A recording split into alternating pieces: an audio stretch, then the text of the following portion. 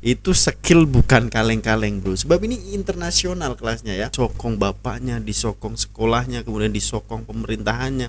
Itu kan cepat membangunnya guys. Jadi dia pede, percaya diri. Dan kita susah untuk mendapatkan support seperti itu cuy. Hai, halo guys, assalamualaikum, salam sejahtera semuanya cuy. Apa kabar ya? Semoga selalu dalam keadaan baik dan semoga selalu dilimpahkan rezekinya. Amin ya robbal alamin. Lama juga kita tidak bersiaran guys ya. Oke, ini ada kabar yang sangat mengejutkan sekali dan menggembirakan tentunya guys ya. Sebab ini ada bakat nih. Pelajar-pelajar Malaysia itu memang kita tidak bisa pungkiri cuy, bahwa bakat-bakat diorang nih ya, budak-budak sekolah ini itu keren banget. Dan itu harus diapresiasi. Dan aku yakin guys, adanya bakat-bakat tersebut berkembang itu sebab pemerintahnya menyokong cuy. Betul tak? Kalau pemerintahnya nggak menyokong, alhasil seperti kita nih guys ya, banyak sekali orang-orang kreatif, orang-orang pinter itu yang pergi ke luar negara cuy. Sebab dalam negeri kayak nggak dihargai cuy, mungkin kurang dihargai lah ya, lebih etisnya kalau ngomong guys ya. Dan ini sangat bagus sekali dan kita harus berbangga guys ya. Jadi Malaysia memang terbaik cuy ya. Oke, ini ada drone Shahid ya, yang ciptaan dua beradik, bukti potensi bakat STEM guys. Wow, budak kecil lagi loh cuy, bisa buat drone. Ini bisa menjadikan skala, ya kalian tahu kan guys ya, kalau di Iran dengan Amerika kemarin itu kan dia selalu menggunakan drone nih. Nah ini perlu disokong dan perlu dukungan biar bisa menciptakan kecanggihan ataupun peralatan untuk ini guys ya, negara cuy ya. Jadi untuk keselamatan negara. Respect, salut. Link ada di deskripsi guys. Ini dari Buletin TV9 loh, bukan kaleng-kaleng guys ya. Berarti sahih banget nih ya. Lanjut play.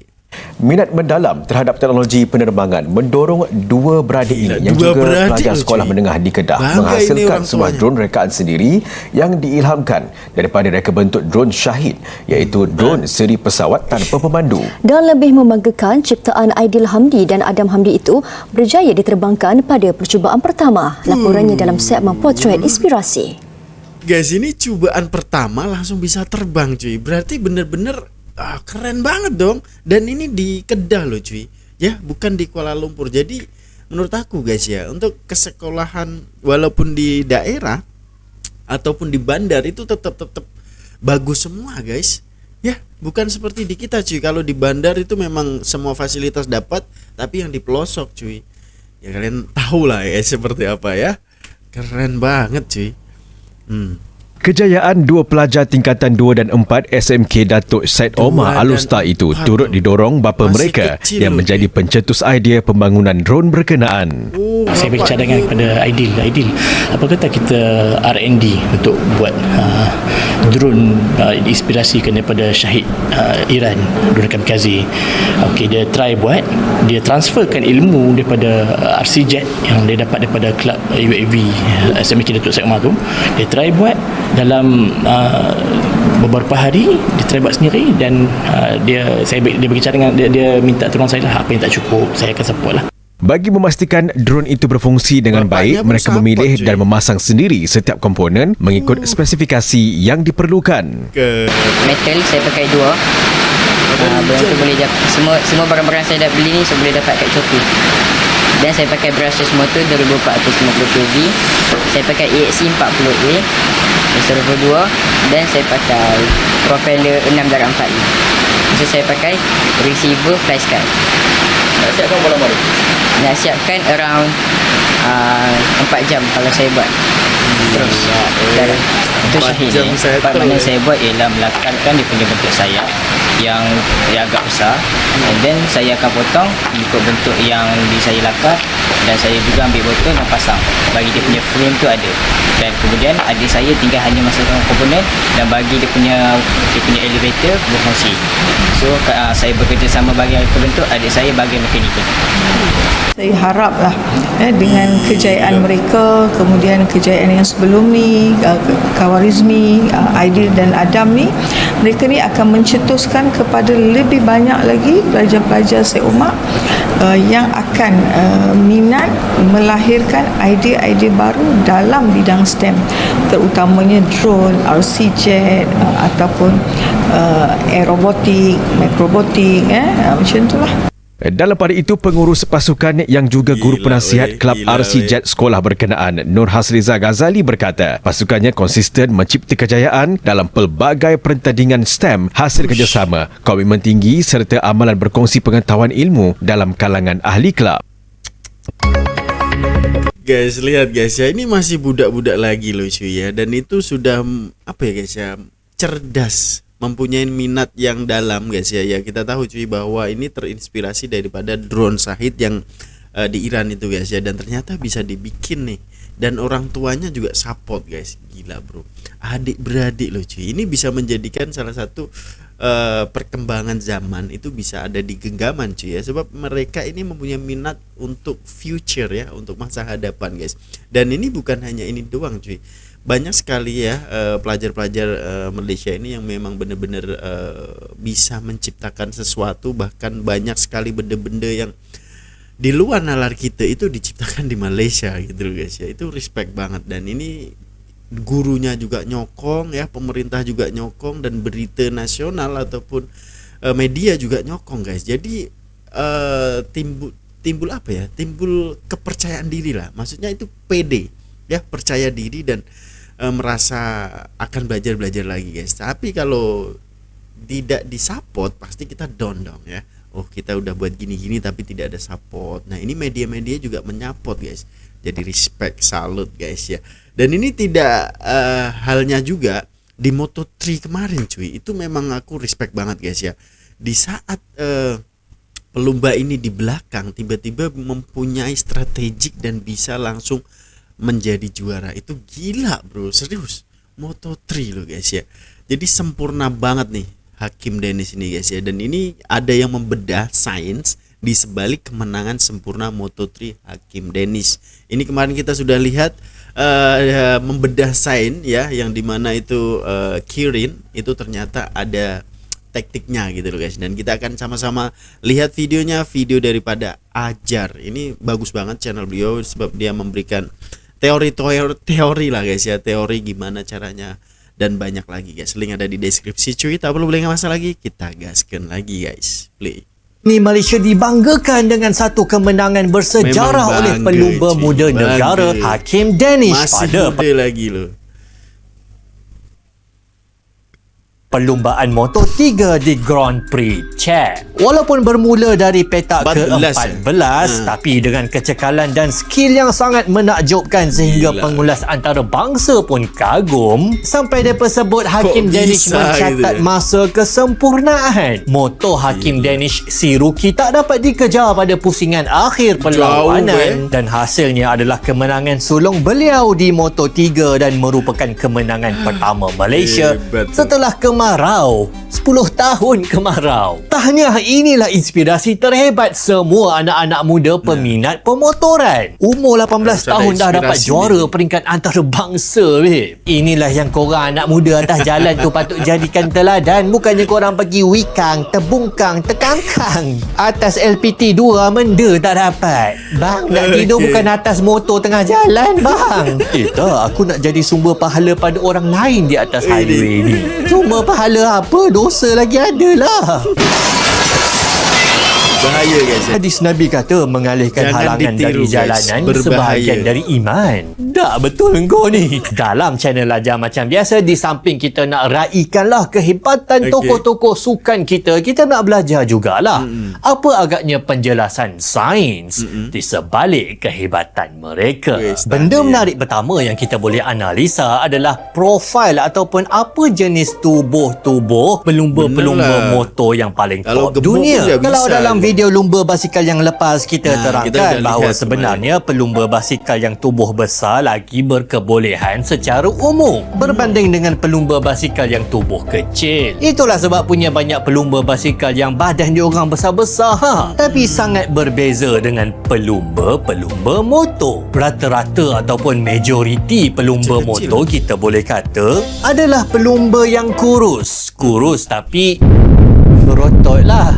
Champion kita sendiri beratnya cuma 59 kg dengan tingginya dekat 160 cm. Terengganu bos. Kenapa lumba motor ni macam tu? Sebabnya dalam lumba basikal yang bekalkan tenaga pecutan adalah otot pelumba tu sendiri. Jadi walaupun pelumba tu badan besar, otot dia kuat untuk pecut. Tapi dalam lumba motor yang duk pecut tu adalah enjin motor yang membawa jisim motor dan juga tambah dengan jisim abang rider. Jadi kalau rider tu berat enjin tu kena buat kerja lebih lah untuk pecut balik lah lepas setiap selekor ulang beratus-ratus kali dalam satu perlumbaan. Kesan berat tubuh rider ni sangat-sangat besar. Itu sebab kebanyakan pelumba motor ni memang kurus, kadang-kadang keding dan diorang ringan. Sebab mereka memang berkelebihan. Tapi ada juga kelemahan pemandu kurus. Pelumba yang kurus ni dia boleh lemahkan grip bila nak keluar dari lengkungan. Bila fikir balik, mungkin itulah sebab kenapa mat-mat pet yang banyak buat Superman atas jalan tu dia orang kurus keding. Sebab itu kelebihan semula jadi nak berlumba motor secara haram ni.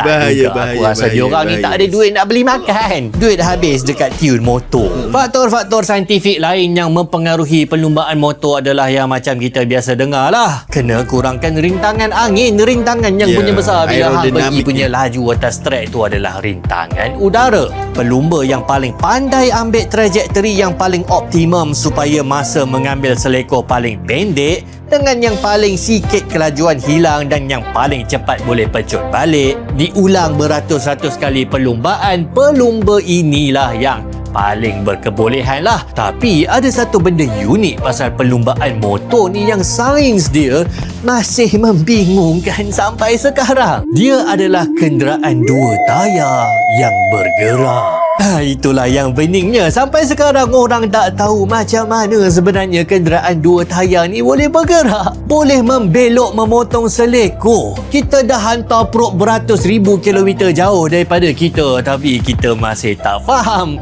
macam mana basikal motor berfungsi. Pertama, korang sedar tak bila korang naik basikal ataupun motor kan, bila korang nak masuk kanan, korang sebenarnya akan bergerak pusing ke kiri dulu. Korang akan pusing kiri dulu baru korang ke kanan setiap kali. Bukan takat tu, korang tak boleh kalau korang tak pusing kiri dulu. Abang Veritasium dah pernah buat dah. Kalau korang lock handle basikal korang ke arah kiri, korang tak boleh buat basikal tu pusing ke kanan. Korang akan jatuh basikal. Pernah sedar tak benda ni? Sebabnya bila ada satu motosikal membelok, dia melengkung ke arah dalam. Ada daya torque yang nak pusingkan motor melingkari pusat graviti dia untuk bergolek tumbang ke arah luar pusingan. Jadi bila korang nak pusing kanan, daya akan tonggengkan motor korang ke kiri. Habis macam mana nak pusing kanan, korang kena lawan lah daya tu. Korang kena condongkan dulu motor itu ke arah bulatan yang korang nak gerak. Jadi disebabkan ada tarikan graviti ke atas motor tu, adalah daya putaran ataupun daya momen yang putarkan motor tu jatuh ke dalam bulatan. Tapi pada masa yang sama, motor tu juga tengah nak belok berpusing. Ada daya momen yang nak putarkan motor jatuh di luar bulatan.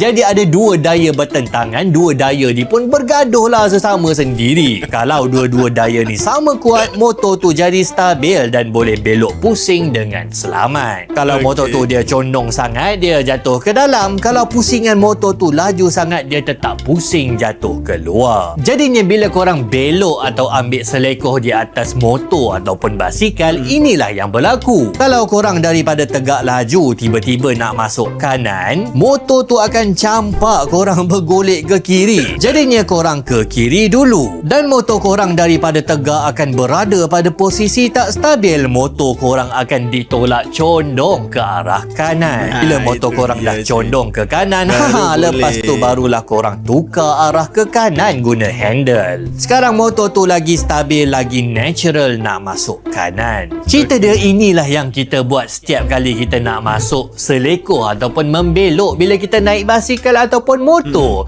Nama dia adalah counter steering. Tapi benda ni kita buat secara insting bila kita dah belajar dah macam mana nak bawa basikal ataupun motor. Dan last sekali kan, kenapa waktu lumba motor, pelumba cuma selalu menyerong di sisi motosikal macam nak baring atas jalan. Sebabnya bila penunggang menyerongkan badannya ke dalam selekor, dia akan mengalihkan taburan jisim sistem ke arah dalam selekor. Pusat graviti motor Itu tambah dapat. penunggang sekarang bergerak ke dalam arah pusingan. Jadi sekarang motor dia dah tak perlu condong sangat ke bawah untuk lawan tolakan keluar sebab penunggang dia dah tolong lawankan. Makanya ada banyak ruang antara motor dengan jalan. Ini yang kita nak, ini yang bagus. Ini yang selamat. Yeah, baby! That's what I've been waiting for. That's what it's all about. Kenapa kita nak ada banyak ruang antara motor dengan jalan? Yelah, sebab kalau kau lipat corner punya condong, kalah Michael Jackson sampai nak cium tanah. Kau dah tak adalah ruang nak condong lagi bila diperlukan. Habis. Jadi putaran korang tak cukup nak potong selekor. Korang akan keluar dari jalan. Inilah punca utama kemalangan motor pada perlumbaan dan juga waktu atas jalan. Bila motor tak cukup kawalan dan dia lari dari jalan waktu selekor. Makanya penunggang motor yang betul-betul mahir macam Hakim Danish memang bukan Ini setakat dah mahir dah. Malah dia sedar pasal teknik-teknik ambil selekor pada tahap yang paling tinggi. Dan yang paling penting Internasional kena loh, Pak. diulang jaya berulang-ulang kali tanpa tersilap walau satu kali pun di sepanjang perlumbaan. Ia sangat susah, perlukan latihan dan disiplin yang paling keras. Dan Alhamdulillah berjaya membuahkan kejayaan yang pertamanya dan kita harapkan supaya beliau terus akan membanggakan Bisa negara jadi kita MotoGP selepas nanti ini. sih. Jadi apa pandangan anda? Ada lagi tak pasal Moto3 sains ya. ataupun fizik perlumbaan motosikal ke yang anda nak kita teroka? Tulis di bahagian komen. Jangan lupa untuk like, share dan subscribe.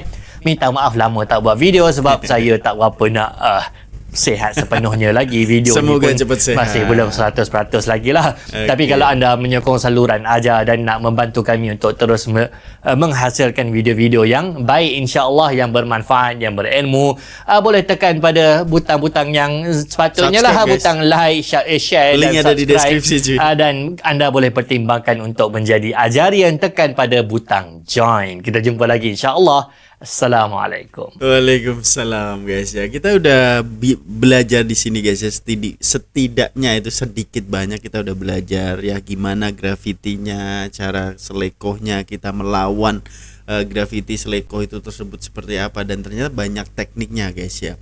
Tapi yang jelas itu ya bukan semuanya bisa mahir kayak gitu guys ya.